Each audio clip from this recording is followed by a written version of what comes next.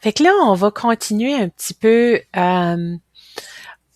On a déjà vu un petit peu les collectes de données au niveau des outils quantitatifs, OK? Avec les échelles. On avait vu ça dans le schéma sur les études quantitatives en général. On avait vu les 4 sortes de niveaux de données.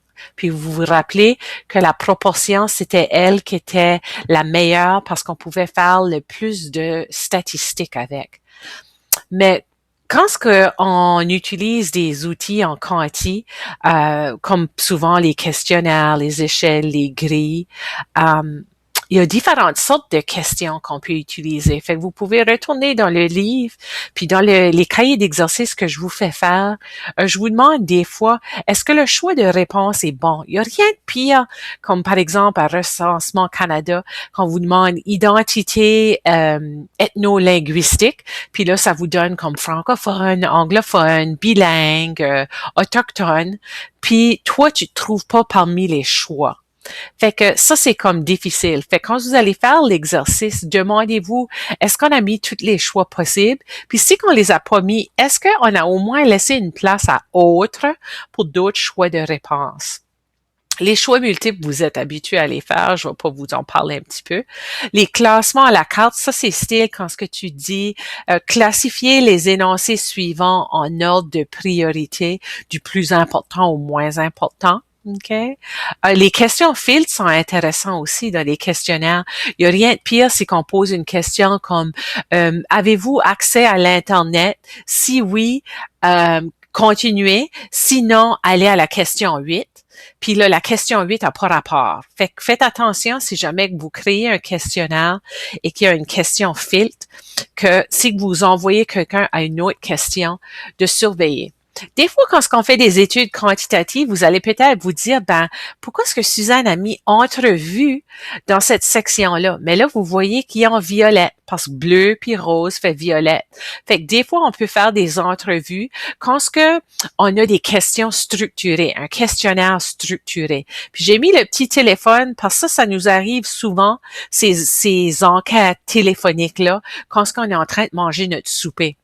Puis c'est comme une entrevue. La personne nous pose des questions et il faut qu'on choisisse parmi des réponses qu'est-ce qui est la réponse qui s'applique le mieux. C'est pas comme si qu'ils nous demandent comment ça va. Ils nous demandent dans la dernière année, avez-vous magasiné au Walmart? Oui, non. Si vous avez magasiné au Walmart dans la dernière semaine, combien de fois avez-vous été? C'est là des choses comme ça.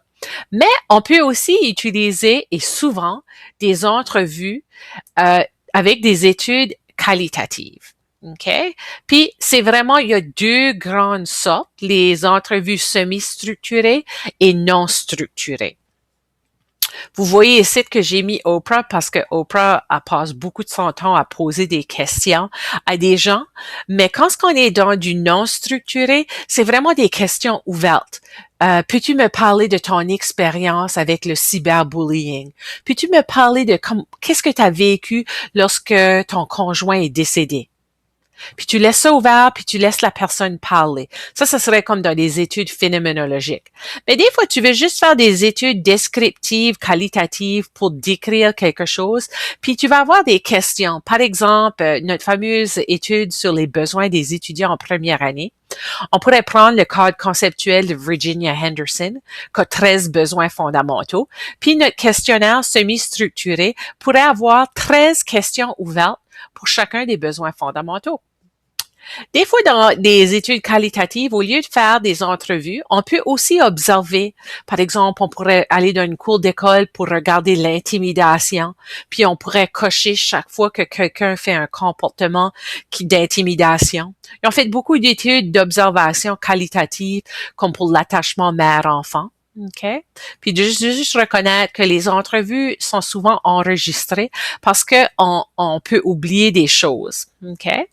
Des fois aussi, on va recueillir des données grâce à un journal. OK? Un journal qui peut être un journal de bord que le chercheur va garder. C'est là-dedans qu'il va tout mettre les données, les décisions, les raisons qui l'ont amené à prendre certaines décisions.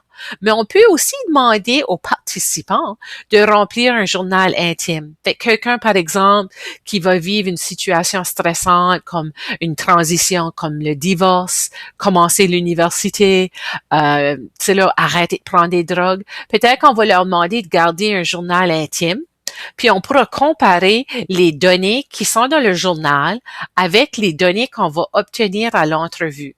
Puis si que les données qu'on a à l'entrevue sont similaires à ce qu'on trouve dans le journal, on va avoir ce qu'on appelle la triangulation des données. Puis ça, c'est une forme de rigueur pour les études qualitatives. Ça veut dire que nos données qu'on a recueillies sont crédibles. Ça veut dire qu'on a capté vraiment ce que la personne voulait nous dire. OK? Fait que ça, c'est des choses qui sont importantes quand on collecte des données sur le côté qualitatif. Puis quand c'est du quali, c'est vraiment des données qui sont subjectives pour la plupart quand c'est des entrevues, parce que c'est ça que les gens nous disent. Bien qu'on pourrait avoir des données objectives si qu'on fait par observation. OK? Puis pour ce qui est du quantitatif, ben le subjectif, c'est beaucoup de nos questionnaires, etc. Le seul temps qu'on aurait des données objectives, si ce serait vraiment des mesures psychométriques, comme le pouls, le poids, la tension artérielle.